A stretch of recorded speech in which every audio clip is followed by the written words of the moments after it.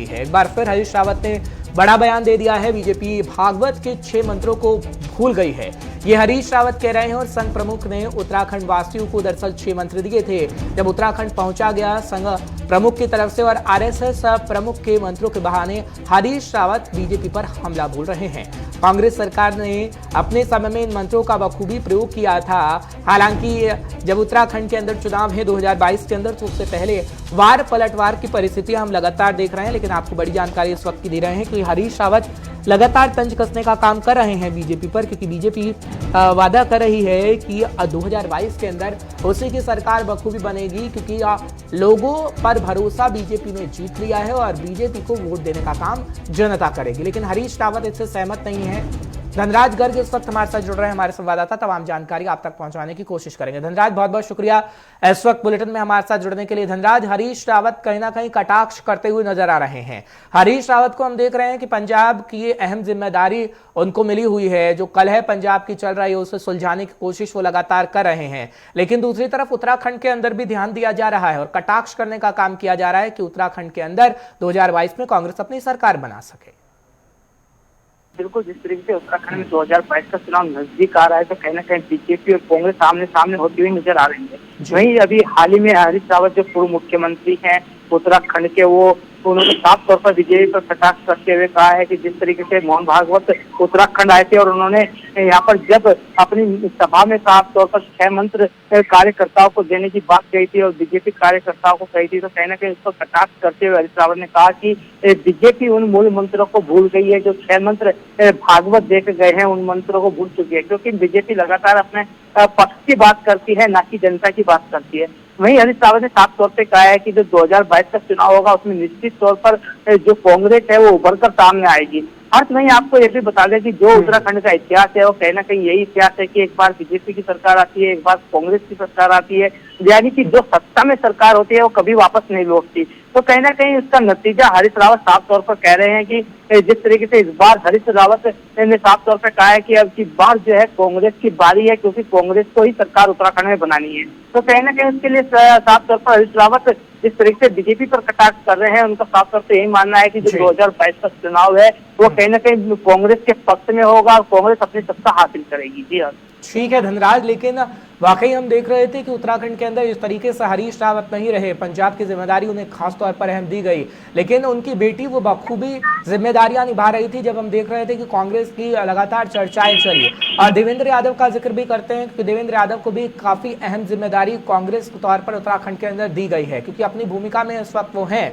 तो क्या खासकर आपको लगता है जमीनी स्तर पर कांग्रेस कितनी मजबूत है? इतिहास की बात करें तो इतिहास क्या दोहराया जाएगा या नहीं, ये तो खैर वक्त पता पाएगा, लेकिन लोग क्या चाह रहे हैं, क्योंकि त्रिकोणीय मुकाबला होगा आम आदमी पार्टी, कांग्रेस और बीजेपी।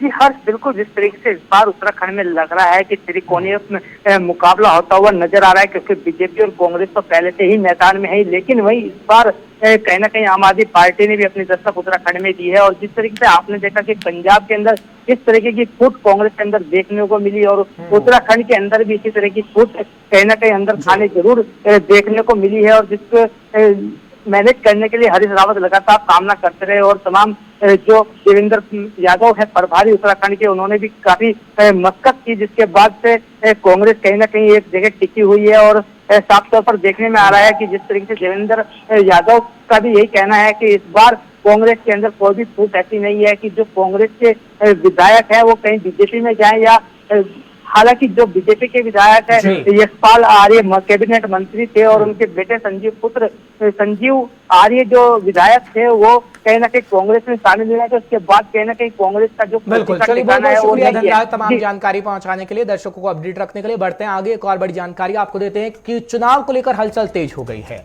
बड़ी खबर मिल रही है, उत्तराखंड में चुनाव से पहले चुनावी हलचल तेज हो गई है। अपडेट आपको फटाफट से दे देते हैं। दरअसल खबर यह है कि आपने दावा कर दिया है कि रोजगार गारंटी अभियान में युवाओं का समर्थन उसे हासिल हो रहा है। 6 दिन में 1,05,000 से ज्यादा युवाओं का पंजीकरण हो गया है, ये कहा जा रहा है। हालांकि आप पार्टी की सरकार बनने पर रोजगार देने का ऐलान किया गया था केजरीवाल की तरफ से भी, लेकिन पंजीकरण युवा खासतौर पर अभी से करने लगे हैं। ये बड़ी जानकारी आपको इस वक्त की दे रहे हैं क्योंकि उत्तराखंड के अंदर अब त्रिकोणीय मुकाबला आपको देखने को मिलेगा, क्योंकि आम आदमी पार्टी भी इस वक्त मैदान के अंदर है। और आम आदमी पार्टी क्या कुछ कर पाएगी ये तो 2022 के बाद का वक्त बता पाएगा, क्योंकि अभी दावे वादे किए जा रहे हैं, लेकिन सत्ता में कौन आ पाएगा ये जनता तय करेगी, क्योंकि लोकतंत्र में जनता जनार्दन होती है और जनता बखूबी जानती है कि उसका भला कौन सी पार्टी कर सकती है, क्योंकि जनता ने बखूबी परखा हुआ है कांग्रेस को भी, बीजेपी को भी। लेकिन आम आदमी पार्टी नई पार्टी बनकर उभरेगी अगर सत्ता में आती है तो। विशाखा इस वक्त हमारे साथ जुड़ रहे हैं, हमारे संवाददाता तमाम जानकारी आप तक पहुंचाएंगे। विशाखा, बहुत बहुत शुक्रिया हमारे साथ इस वक्त के बुलेटिन में जुड़ने के लिए। विशाखा, बीजेपी को लोग परख चुके हैं, कांग्रेस को लोग परख चुके हैं, इतिहास जो हम देखते रहे कि एक बार बीजेपी की सरकार, एक बार कांग्रेस की सरकार, लेकिन त्रिकोणीय मुकाबला आम आदमी पार्टी पर जनता का विश्वास करेगी। क्या हम आगे आने वाले समय में देखेंगे कि वाकई आम आदमी पार्टी सत्ता पर काबिज हो रही है, क्योंकि ये दावा ठोक रही है आम आदमी पार्टी कि युवाओं को लेकर जो वादा किया गया था, पंजीकरण 1 लाख से ऊपर युवाओं ने खासतौर पर कर दिया है। जी बिल्कुल हर्ष, देखिए आम आदमी पार्टी की तरफ से रोजगार गारंटी कार्ड अभियान चलाया जा रहा है और इसी अभियान के तहत आम आदमी पार्टी की यह मुहिम है कि जो 18 से 35 वर्ष के जो युवा हैं उन तक पहुंचा जाए और रोजगार को एक बड़ा मुद्दा बनाकर कहीं ना कहीं आने वाले चुनाव में अपने लिए एक जो वोट बैंक है उसको साधने की कोशिश की जाए। और इसी को लेकर रोजगार को मुद्दा बनाकर आम आदमी पार्टी तमाम जो चुनावी रणनीति है अपनी वो कर रही है। और रोजगार गारंटी कार्ड अधिनियम अभियान के तहत आम आदमी पार्टी ने दावा किया है कि लगभग 6 दिनों के भीतर 1.5 लाख से जो अधिक पंजीकरण है 18 से 35 वर्ष के युवाओं के, वो अलग अलग जिले से आए हैं। इवन हर जिले का जो नंबर है, जो संख्या है, वो भी आम आदमी पार्टी की तरफ से जारी करी गई है कि इस जिले से इतनी जो संख्या है वो युवाओं की पंजीकृत हुई है। लेकिन यह दावों में कितनी सच्चाई है और किस तरह से आम आदमी पार्टी इस चुनावी रणनीति के तहत कितना वोट बैंक साथ पाती है, ये तो आने वाला समय बताएगा। फिलहाल हम यह कह सकते हैं कि भारतीय जनता पार्टी और कांग्रेस इन दोनों के अलावा एक तीसरे विकल्प के तौर पर आम आदमी पार्टी को जरूर देखा जा रहा है। और जिस तरह से एक संगठन के तौर पर कहिए या अपने कार्यकर्ताओं को एकजुट करके कहिए एक नई पार्टी के तौर पर आम आदमी पार्टी उत्तराखंड में उभर रही है, तो हो सकता है कि जिस कुछ सीटें आम आदमी पार्टी की तरफ से निकाली जाए या फिर एक तीसरे विकल्प के तौर पर आम आदमी पार्टी को देखा जाए जनता के द्वारा, इस चुनाव में न सही अगले चुनाव में सही, लेकिन एक विकल्प के तौर पर आम आदमी पार्टी जरूर सत्ता की ओर है वो बढ़ रही है। और आप कह सकते हैं कि भारतीय जनता पार्टी और कांग्रेस के अलावा उत्तराखंड में एक तीसरी पार्टी की जो है वो चुनाव की कतार में दिखेगी। ठीक है विशाखा, लेकिन हर एक पार्टी को खासतौर पर हम देखते हैं, चाहे फिर बीजेपी हो, कांग्रेस हो, खैर आम आदमी पार्टी का जिक्र कराया, लेकिन हर एक पार्टी क्षेत्रीय आधार को साधने की कोशिश करती है, जातीय आधार को साधने की कोशिश करती है। कुमाऊं गढ़वाल रीजन को साधने की कोशिश तो हम देख रहे हैं कैसे पार्टियां कर रही हैं, लेकिन जो विकास का मुद्दा है खासतौर पर वो कहीं ना कहीं रह जाता है, बिजली, सड़क, पानी। लेकिन आम आदमी पार्टी ये दावा कर रही है कि बिजली देंगे, सड़क देंगे, पानी देंगे, स्वास्थ्य बेहतर होगा और खासतौर पर रोजगार की बात तो आप सुन ही रही हैं। तो क्या वाकई हम देखेंगे कि हाँ जनता का भरोसा जीत पाएंगे केजरीवाल, क्योंकि दिल्ली का एग्जाम्पल दिया जा रहा है कि दिल्ली में जितना बेहतर काम किया गया है उतना हर एक राज्य में करेंगे जहां पर चुनाव होने हैं, खासकर उत्तराखंड के अंदर। जी बिल्कुल, देखिए फिलहाल की अगर हम बात करेंगे तो उत्तराखंड की राजनीति अन्य राज्यों से बिल्कुल भिन्न है। हम कह सकते हैं कि दिल्ली में आम आदमी पार्टी की तरफ से जो कार्य किए गए हैं उनकी जनता सराहना करती है और वही दिल्ली मॉडल लेकर हर राज्य में आम आदमी पार्टी पहुंचती है। लेकिन अगर हम उत्तराखंड की राजनीति की बात करते हैं तो जाहिर तौर पर यहाँ के क्षेत्रीय समीकरण यहाँ के राजनीतिक समीकरण को बदलने की पूरी ताकत रखते हैं। और भारतीय जनता पार्टी और कांग्रेस अभी तक सत्ता में इसीलिए है, इसीलिए दिग्गज पार्टी बनकर उभर रही है और अभी भी सत्ता में जो पूरी होड़ है वो लगी हुई है, क्योंकि दोनों ने तमाम जो क्षेत्रीय समीकरण है वो साधे हैं। उनके पास ऐसे कार्यकर्ता हैं, ऐसे लोग हैं जो गढ़वाल और कुमाऊं दोनों की जो समीकरण है वो साधते हैं, ऐसे संगठन है जो पूरे उत्तराखंड के जो तमाम बिल्कुल। और इस समय कितनी कामयाब पार्टियां हो पाएंगी ये तो वक्त पता पाएगा। विशाखा, बहुत बहुत शुक्रिया तमाम जानकारी पहुंचाने के लिए, दर्शकों को अपडेट रखने के लिए। फिलहाल बढ़ते हैं आगे, बात कोरोना के कहर की करते हैं, क्योंकि कोरोना का कहर हमने काफी देखा लेकिन वह हालात सामान्य हो रहे हैं। देवभूमि में कोरोना की रफ्तार में कमी देखने को लगातार मिल रही है। 24 घंटे में 6 संक्रमित मामले सामने आ गए हैं। बड़ी खबर आपको इस वक्त की दे देते हैं, क्योंकि स्वास्थ्य मंत्रालय की तरफ से जानकारी दी गई है, एक भी मरीज की मौत नहीं हुई है। 10 मरीज ठीक होकर अपने घर को वापसी जा चुके हैं और सक्रिय मामलों की संख्या 153 बताई जाती है, जो बहुत घट चुकी है।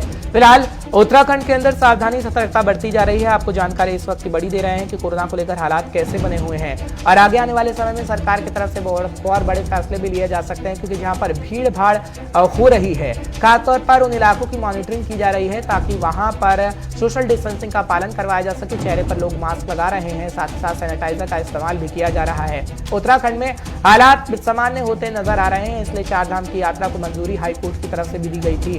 फिलहाल आपको जानकारी बड़ी दे रहे हैं। संचित शर्मा इस वक्त हमारे साथ जुड़ चुके हैं, हमारे संवाददाता हैं, तमाम जानकारी आप तक पहुंचाएंगे। संचित, बहुत बहुत शुक्रिया इस वक्त हमारे साथ जुड़ने के लिए। संचित, क्या लगता है आपको, हालात धीरे धीरे सामान्य हो रहे हैं, लेकिन क्या जनता वाकई समझ रही है कि हाँ कोरोना पूरी तरीके से खत्म हो गया है? क्योंकि ये समझना अभी ठीक नहीं होगा। कोरोना का कहर हमने देखा, काफी तौर पर प्रभाव छोड़ गया जनता पर, लेकिन अब अगर आपने सावधानी सतर्कता नहीं बरती तो एक बार फिर कोरोना का कहर देखने को मिल सकता है, जो एक्सपर्ट कहते हैं खास तौर पर। देखिए साहब, बताना चाहूंगा कि बात अगर उत्तराखंड की करें तो आप देखिए उत्तराखंड में लगातार जो कोरोना के केसेज हैं वो बिल्कुल कम होते नजर आ रहे हैं। देखिए, और मौत के जो आंकड़े हैं वो भी शून्य पर टिके हुए, और साथ ही साथ आप देखिए जो एक्टिव केसेस की संख्या है वो भी घटती हुई नजर आ रही है। तो कहीं ना कहीं उत्तराखंड की अगर बात करें, उत्तराखंड की जनता की अगर बात करें, उनकी जागरूकता ही है और सरकार के द्वारा जो चलाए गए अभियान है उन्हीं का नतीजा है कि उत्तराखंड के अंदर जो कोरोना है वो धीरे धीरे कम होता हुआ नजर आ रहा है। और आप देखिए धरातल पे जो कार्य कोरोना को लेकर के होनी चाहिए सरकार द्वारा, वो भी पूरे होते नजर आ रहे हैं। चाहे वो वैक्सीनेशन को लेकर के आप देखिए, वैक्सीनेशन उत्तराखंड में कितनी तेजी से हो रहा है, और सरकार का जो लक्ष्य है कि नवंबर तक पूरे उत्तराखंड को फुली वैक्सीनेट करने का, उस लक्ष्य को भी सरकार पूरा कर लेगी, निश्चित रूप से सरकार द्वारा कहा जा रहा है। और इसका अनुमान अगर आंकड़ों से लगाया जाए तो हमें भी लगता है कि कहीं ना कहीं सरकार इसको पूरा कर लेगी। साथ ही साथ अगर आपने बात मैं आपको जनता की करें कि जनता किस तरीके से इस वक्त मार्केट में, देखिए अब त्योहार का सीजन शुरू हुआ है, त्योहार का जब सीजन शुरू हो जाता है तो कहीं ना कहीं मार्केट में जो एक दबाव होता है, जो एक भीड़ होती है वो ज्यादा हो जाती है, जिसको लेकर के जो तमाम तरीके के प्रोटोकॉल की अगर बात करें तो प्रोटोकॉल टूटते हुए नजर आते हैं। तो ठीक है संचित, लेकिन एक सवाल का जवाब और दीजिएगा, क्योंकि काफी दिनों से हम देख रहे हैं कि बॉर्डर एरिया पर क्या तस्वीरें हैं। बॉर्डर एरिया, नारसन बॉर्डर हो या फिर अन्य बॉर्डर हो जो दिल्ली से लगते हो या फिर अन्य राज्यों से लगते हो, वहां पर चेकिंग अभियान चलाया जा रहा है और कोई भी अगर आ रहा है तो RT-PCR टेस्ट जरूर करवाया जा रहा है। क्या अभी भी वो तस्वीर आप देख पा रहे हैं? RT-PCR टेस्ट अनिवार्य नहीं है, अगर आप उत्तराखंड के अंदर आ रहे हैं तो आपको नेगेटिव रिपोर्ट लानी होगी, उसके आधार पर आपको एंट्री मिल जाएगी। देखिए ऐसा आपको बताऊं, अगर बॉर्डर की चेकिंग की बात करें तो सरकार का अभी भी यही मानना है कि कोरोना, भले ही कोरोना की रफ्तार उत्तराखंड के अंदर कम हो गई है, लेकिन कोरोना कहर अभी भी खत्म नहीं हुआ। कोरोना अभी भी उत्तराखंड के अंदर से खत्म नहीं हुआ। जिस तरीके से अगर बात करें चेकिंग की, तो पुलिस प्रशासन को पूरी चेकिंग करने के लिए कहा गया है कि तमाम तरीके के बॉर्डर पे चेकिंग हो, क्योंकि अलग अलग राज्यों से जो पर्यटक है वो उत्तराखंड के अंदर आते हैं। तो उसी का एक नतीजा है कि उत्तराखंड के अंदर जो पर्यटक आते हैं तो उसका आप अंदाजा लगा सकते हैं कि सरकार उत्तराखंड के अंदर किसी भी तरीके की लापरवाही बरतने के लिए नहीं तैयार है। और उसी को देखते हुए सरकार लगातार जो कोरोना के जो केसेस हैं उसको घटते हुए नजर आ रहे हैं। तो आप देखिए कि उत्तराखंड के अंदर जो बॉर्डर चेकिंग की अगर बात करें तो बॉर्डर चेकिंग लगातार तमाम तरीके से पुलिस द्वारा की जा रही है, और उसी का नतीजा है कि उत्तराखंड में कोरोना केसेस कम होते नजर आ रहे हैं। ठीक है संचित, बहुत बहुत शुक्रिया तमाम जानकारी पहुंचाने के लिए, दर्शकों को अपडेट रखने के लिए। फिलहाल बढ़ते हैं आगे, बात कोरोना से जुड़ी हुई खबरें करते हैं। दरअसल सीएम की तरफ से एक फरमान सुनाया गया है। धामी सरकार ने उत्तराखंड वासियों के लिए नया फरमान सुनाया है। खबर अच्छी है, क्योंकि कहा जाता है कि कोरोना से जान गंवाने वालों के परिजनों को 50,000 रुपए का मुआवजा दिया जाएगा। खासतौर पर मृतक के विधिक वारिस के खाते में DBT के माध्यम से ये प्रक्रिया चलेगी। जिलाधिकारियों को मुआवजा राशि बांटने की जिम्मेदारी सौंपी जाएगी। ये जानकारी इस वक्त मिल रही है, आपको बड़ी देने की कोशिश कर रहे हैं। साथ ही साथ आपको ये भी बता दें कि जिस तरीके से उत्तराखंड की सरकार लगातार प्रतिबद्ध है जनता की समस्याओं को हल करने के लिए खासतौर पर ध्यान दिया जा रहा है, उसी कड़ी में एक बड़ी जानकारी आई है, वो आपको पहुंचा रहे हैं। टीवी स्क्रीन पर आप देख पा रहे हैं कि कोरोना से जान गंवाने वालों के परिजनों को 50,000 रुपए का मुआवजा दिया गया है। वो बड़ी खबर हम आपको दिखा रहे हैं। जिलाधिकारियों को मुआवजा राशि बांटने की जिम्मेदारी सौंप दी गई है कि जल्द से जल्द मुआवजा राशि दे दी जाए, क्योंकि सरकार की तरफ से ऐलान तो कर दिया जाता है लेकिन मुआवजा राशि परिवार को मिलने में काफी लेट लतीफी हो जाती है, और इसी को लेकर कड़े निर्देश दिए गए हैं। ब्यूरो चीफ उत्तराखंड इस वक्त हमारे साथ जुड़ रहे हैं धीरेन्द्र प्रताप सिंह, तमाम जानकारी आप तक पहुंचाएंगे। धीरेन्द्र, बहुत बहुत शुक्रिया हमारे साथ इस वक्त के बुलेटिन में जुड़ने के लिए। धीरेन्द्र, बात अगर करें हम कोरोना से जिन्होंने जान गंवा दी है उनके परिजनों को पूरी सहायता देने की बात सीएम कर रहे हैं। 50-50 हजार रुपए का मुआवजा देने की बात कही गई है, लेकिन कहीं ना कहीं लोगों को पैसा मिलते मिलते लेट लतीफी हो जाती है सरकारी काम हो तो। पर सीएम की तरफ से कड़े निर्देश दिए गए हैं। क्या लगता है वाकई आपको जो तुरंत दिशा निर्देश दे दिए गए हैं उसका पालन कब तक कर दिया जाएगा? बिल्कुल हर्ष, देखिए मैं आपको एक बात स्पष्ट कर दूं कि जो पुष्कर सिंह धामी की सरकार है इस मामले में बहुत बेहतरीन कही जा सकती है कि वो जो घोषणाएं करते हैं उस पे अमल जो है तुरंत शुरू हो जाता है। उन्होंने जैसे ही मुख्यमंत्री ने यह फैसला लिया तत्काल जिलाधिकारियों को इसके संबंध में कार्रवाई करने का निर्देश दे दिया और सीएम इसकी खुद मॉनिटरिंग कर रहे हैं। आपको बता दें कि लगभग 7,000 से अधिक लोगों ने अपने जीवन को कोरोना के चलते यहाँ खोया है और 7,000 से अधिक का मतलब है कि कम से कम एक परिवार में अगर 4 लोग किसी व्यक्ति पे डिपेंड हो तो आप समझ सकते हैं कि लगभग 28 से 30,000 लोगों को ये मदद जो है मिलेगी, एक तरह से राहत पहुंचाएगी। हालांकि किसी के जीवन का कोई मूल्य नहीं है और जो पुष्कर सिंह धामी है मुख्यमंत्री, बहुत संवेदनशील मुख्यमंत्री और इस बात को मानते हैं कि जीवन का कोई मूल्य नहीं है, जीवन के एवज में कुछ नहीं दिया जा सकता, लेकिन उनके जो दर्द है, जो दुख है, उनको कम करने के लिए सरकारों को प्रयास करना चाहिए। उसी के तहत उन्होंने ये प्रयास किया है और इस पे कार्रवाई शुरू कर दी गई है और खुद इसकी मॉनिटरिंग मुख्यमंत्री करेंगे तो निश्चित रूप से ये जो घोषणा है ये धरातल पे उतरेगी और वो लगभग 30,000 से अधिक लोगों को इसकी राहत मिलेगी और महसूस होगी। आपने देखा होगा कि कोरोना में किस तरह से लोग परेशान रहे, जब उनके परिवार का कमाऊ सदस्य कोरोना की चपेट में आके जान से हाथ धो बैठा तो किस तरह से उनके सामने रोजी रोटी की दिक्कत भी खड़ी हुई। तो सरकार के द्वारा की गई ये पहल, ये घोषणा बहुत ही मायने रखती है ऐसे परिवारों के लिए और कम से कम उन गरीब परिवारों के लिए जिनके लिए उनका कमाने वाला जो सदस्य चला गया, उनके लिए एक बड़ा संकट जीवन के सामने खड़ा हो गया था। तो ये बहुत मदद पहुंचाएगी।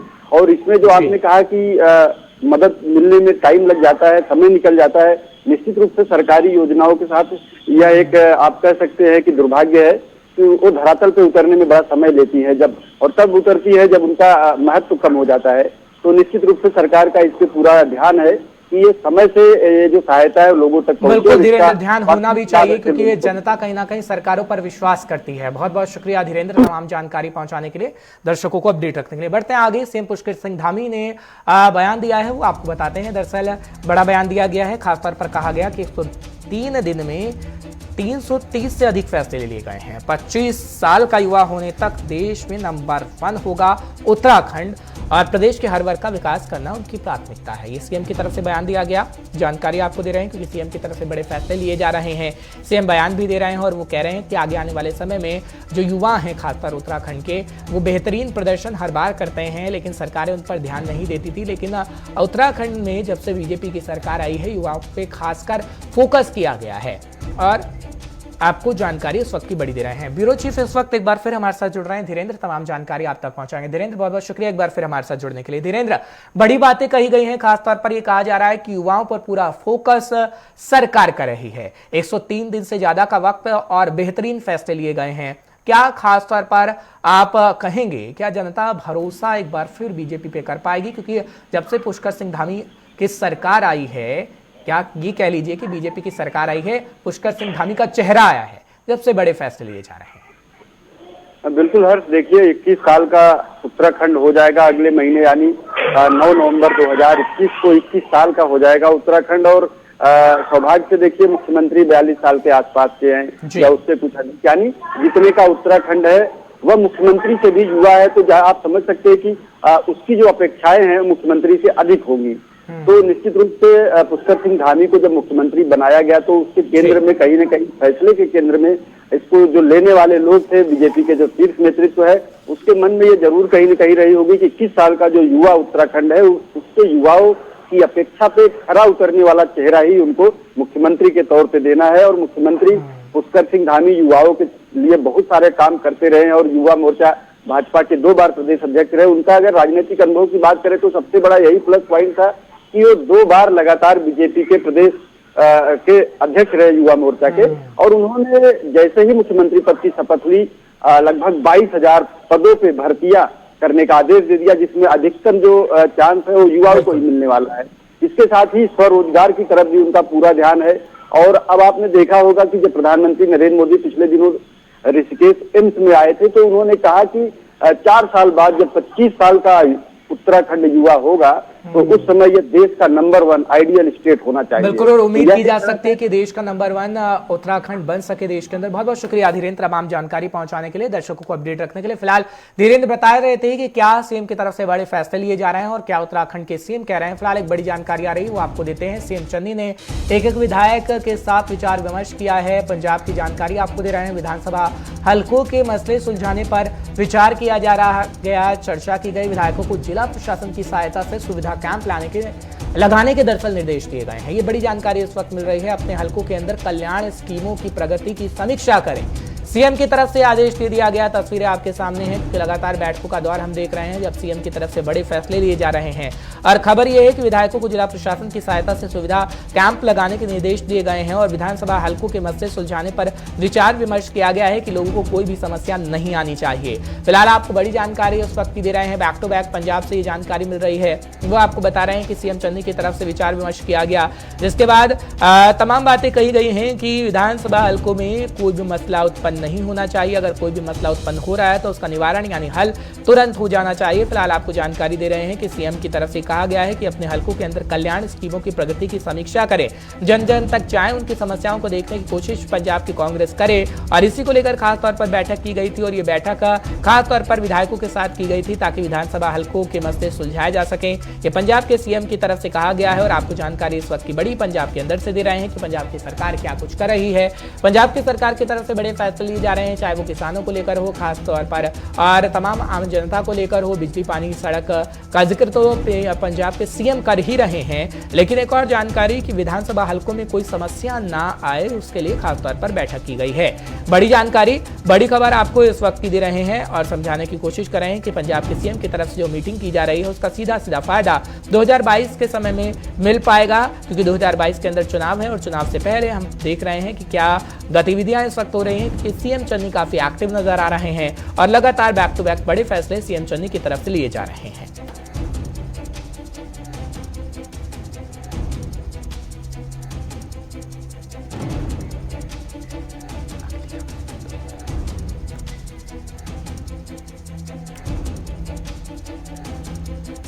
चलिए बड़ी जानकारी दे रहे हैं तो एक और खबर पंजाब से है। बीएसएफ का दायरा बढ़ा है, राजनीति का पारा कहीं ना कहीं चढ़ा है। बीएसएफ को तलाशी और गिरफ्तारी का अधिकार मिला है, जिसको लेकर सीएम चन्नी की तरफ से कई बातें कही गई हैं। वो आपको बता दें, पाक सीमा से 50 किलोमीटर के दायरे पर बीएसएफ कार्रवाई कर सकेगी, इसी को लेकर ऐतराज जताया गया है और केंद्र के फैसले से पंजाब में सियासी उबाल आ गया है। ये जानकारी इस वक्त की आपको दे रहे हैं। फिलहाल नवदीप छाबड़ा इस वक्त हमारे साथ जुड़ चुके हैं, पंजाब के रीजनल हेड हैं, हमारे सीनियर साथी भी हैं, फोन लाइन पर तमाम जानकारी आप तक पहुंचाने की कोशिश करेंगे। Navdeep, back to back Punjab से हम खबर बता रहे हैं अपने दर्शकों को। पहली खबर हमने बताई कि चन्नी के विधायकों के साथ विचार विमर्श किया गया है और हलकों के अंदर खासतौर पर वो देखेंगे कि जनता को कोई समस्याएं ना हो। लेकिन दूसरी खबर इस वक्त की बता रहे हैं, खासतौर पर उनकी तरफ से ऐतराज जताया गया है, जो बीएसएफ को और अधिकार मिला है उनका दायरा बढ़ा है।